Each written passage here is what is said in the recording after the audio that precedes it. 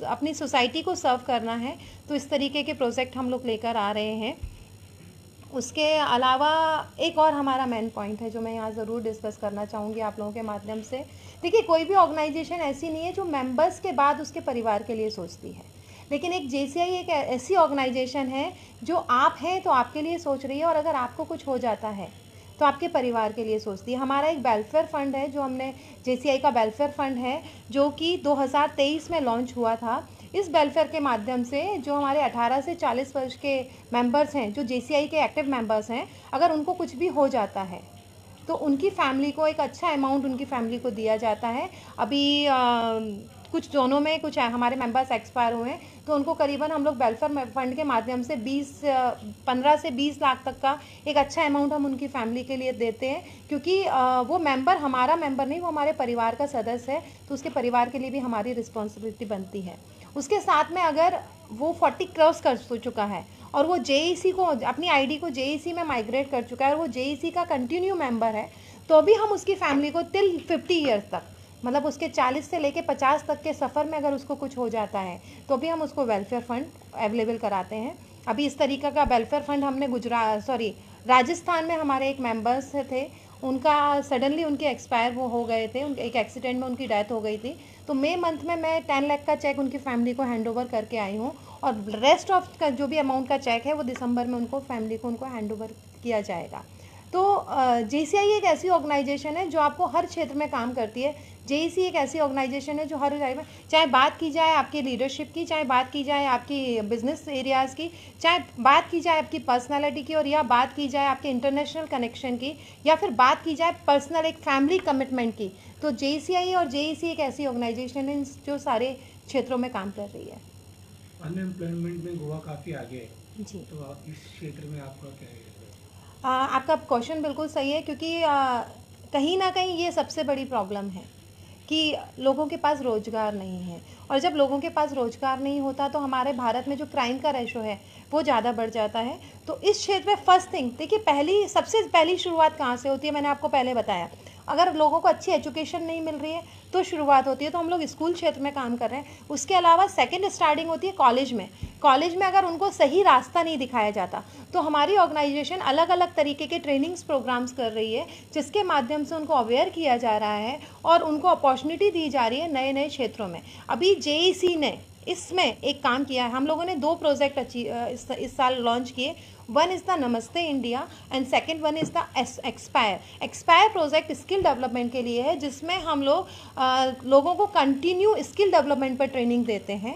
अलग अलग पूरे इंडिया में ये ट्रेनिंग चल रही है, और उनको कंटिन्यू, ऐसा नहीं है कि उनको 4 दिन की ट्रेनिंग दी और छोड़ दिया, उनको लगातार 2 से 3 महीने की ट्रेनिंग दे के उनको पूरा, जैसे अभी हमारा साउथ में एक ट्रेनिंग प्रोग्राम चल रहा था जहाँ पर उनको महिलाओं को जरदोजी वर्क सिखाया जा रहा है, उनको पेंटिंग सिखाई जा रही है। जब वो ये कंटिन्यूस अपनी ट्रेनिंग को कंप्लीट कर लेंगी तो उसके बाद हमारे द्वारा एक छोटी सी एग्जीबिशन प्लान की जाएगी जहाँ पर उनके हुनर को प्रेजेंट किया जाएगा और उनको रोज़गार दिया जाएगा, ताकि वो सिर्फ, हमारा मकसद सिर्फ सिखाना नहीं है, सिखाने के बाद वो आगे कैसे बढ़ें, उनको गवर्नमेंट से कनेक्ट कराना भी हमारा एक कहीं ना कहीं मोटो है। तो एक्सपायर के तहत हम लोग, जो आपने अनएम्प्लॉयमेंट की बात की, हम उसमें अलग अलग क्षेत्र में काम कर रहे हैं। सेकेंड प्रोजेक्ट जो हमने एक बहुत ही स्पेशली लॉन्च किया इस साल, नमस्ते इंडिया प्रोजेक्ट। देखिए, हमारे भारत में कोई भी व्यक्ति आता है, मैं इंटरनेशनल लेवल पे बात करूं या मैं नेशनल लेवल पे बात करूं, हमारा सबसे पहला सामना होता है नॉर्मल लोगों से। नॉर्मल लोग कौन होते हैं? नॉर्मल लोग वो होते हैं auto driver, bus driver, cab, आपके जो नॉर्मल पब्लिक ट्रांसपोर्ट से कनेक्ट होते हैं। साथ में हमारा सामना होता है, आज आप और हमें कोई भी प्रॉब्लम होती है, हम हॉस्पिटल जाते हैं, हमारा वहाँ पे सबसे पहला सामना होता है हॉस्पिटल के नॉर्मल स्टाफ से। सेकंड हमारा सामना होता है अगर हम बैंक में जा रहे हैं तो बैंक के नॉर्मल स्टाफ से।